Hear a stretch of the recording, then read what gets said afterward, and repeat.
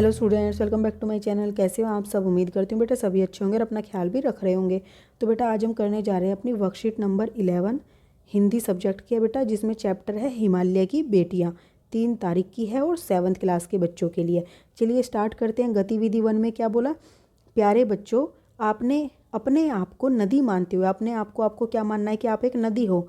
एक पत्र के माध्यम से सभी देशवासियों से आप निवेदन करें कि आपके जल को साफ सुथरा रखने में आपकी मदद करें। तो आप किस तरीके से, आप एक नदी हो तो अपने जल को स्वच्छ रखने के लिए आप क्या कहोगे उनसे। ठीक है, आपको ये लिखना। आप चाहो तो अपनी तरफ से लाइन ऐड कर सकते हो, कुछ मैं आपको बताती हूँ। और ये आपको फॉर्मेट तरीका बताया गया है। ठीक है, किस तरीके से हम शुरुआत करते हैं और किस तरीके से हम एंड करते हैं।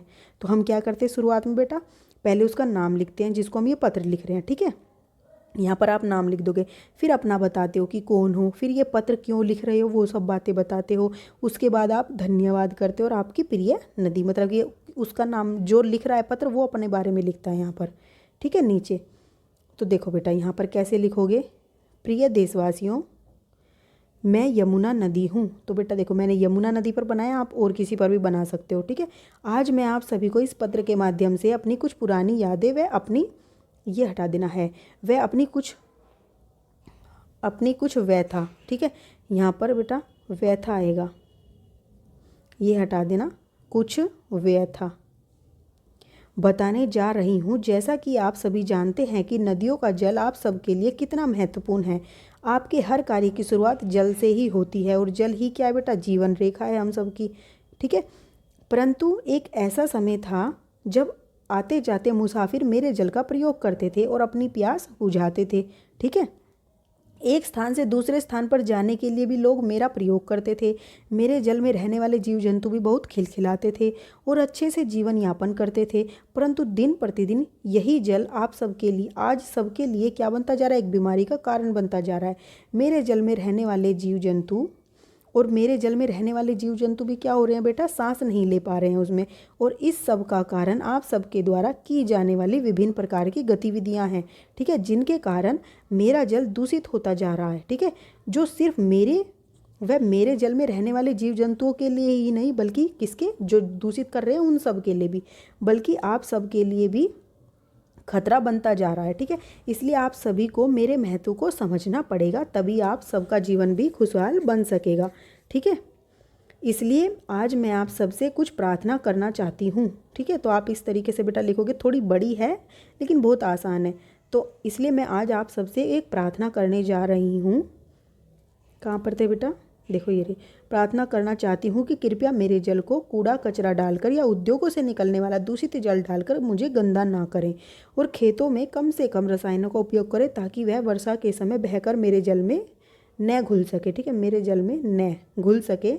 और त्योहारों के समय प्रयोग में लाई जाने वाली फूल मालाएँ एवं, यहाँ पे एवं भी लगा लेना, फूल मालाएँ एवं हवन सामग्री आदि को भी ना डाला जाए। ठीक है, वो बता रही है क्या क्या नहीं करना है। आप इन छोटी छोटी बातों का ध्यान रखोगे तो, यदि बेटा हम सब इन छोटी छोटी बातों का ध्यान रखेंगे तो आप अपने जीवन और मेरे, यहाँ पर बेटा जल आएगा। ठीक है, मेरे जल में रहने वाले अन्य जीव जंतुओं के जीवन की रक्षा कर सकते हैं। मैं आशा करती हूँ कि आप सभी मेरी व्यथा को अच्छे से भली भांति समझ गए होंगे और आगे से आप इन बातों का ध्यान रखोगे। धन्यवाद, आपकी प्रिय नदी। ठीक है, तो यहाँ पर लिखते हैं बेटा आपकी प्रिय नदी यमुना। ओके, अब बेटा देखो नेक्स्ट आपसे क्या पूछा गया है कि गतिविधि 2 में निम्नलिखित नदियाँ जिन जिन राज्यों से गुजरती हैं उनके नाम लिखिए। जैसे कि उदाहरण के लिए गंगा है, उत्तराखंड से, उत्तर प्रदेश से, बिहार से और पश्चिम बंगाल से होकर गुजरती है।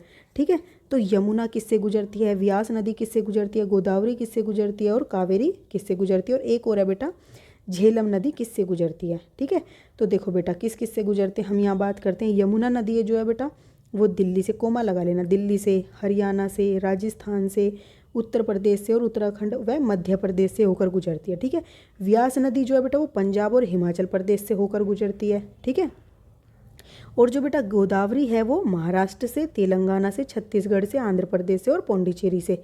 ठीक है, कावेरी नदी बेटा कर्नाटक और तमिलनाडु, झेलम जो है वो पंजाब और जम्मू कश्मीर, लिख लेना। ठीक है, जम्मू कश्मीर से होकर गुजरती है। जम्मू लिखो ना लिखो, कश्मीर जरूर लिखना है।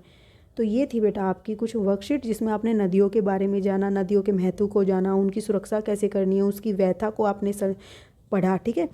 तो उम्मीद करती हूँ आपको अच्छे से समझ आएगा, अपनी डेली लाइफ में भी आप इसको इस्तेमाल करोगे, ठीक है। तो इस वीडियो में बेटा इतने ही, अपना नेक्स्ट जो टॉपिक होगा नेक्स्ट वर्कशीट में करेंगे। तो तब तक के लिए ऐसे हंसते रहिए, मुस्कुराते रहिए, पढ़ते रहिए और आगे बढ़ते रहिए। Thank you.